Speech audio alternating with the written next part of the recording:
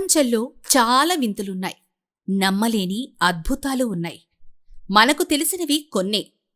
సృష్టి మహాత్యం ఏమిటో కాని నడిచే చెట్టుందని చాలామందికి తెలియదు. ఇదేదో జానపద కథల్లో, సినిమాలో చూసే సన్నివేశమేమీ కాదు, దృశ్యమూ కాదు. ఇది నిజం. సృష్టి మహత్యానికి, రహస్యానికి ఒక ఉదాహరణ.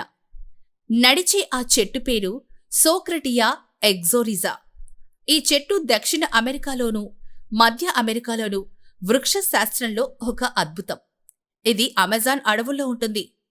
ఏడాదికి 65 అడుగులు కదులుతుంది. తనకు అనుకూలమైన వాతావరణం కోసం దీని ప్రయాణం ఇలా సాగిపోతుంది. ఇతర చెట్ల మాదిరి ఈ చెట్టు వేర్లు భూమిలోకి పాతుకుని ఉండవు. అవి నేల మీద నుంచి ఒక రకమైన నిర్మాణంలాగా ఈ చెట్టు పైకి పెరుగుతుంది. అదే ఈ చెట్టు రహస్యం. అందువలనే ఈ చెట్టు వేర్లు కదలిక వీలవుతుంది. వెలుతురు, సారవంతమైన భూమి కోసం ఇది కదులుతూ ఉంది. కాలం గడిచే కొద్దీ పాత వేర్లు నాశనమై కొత్త వేర్లు పుడుతూ ఉంటాయి.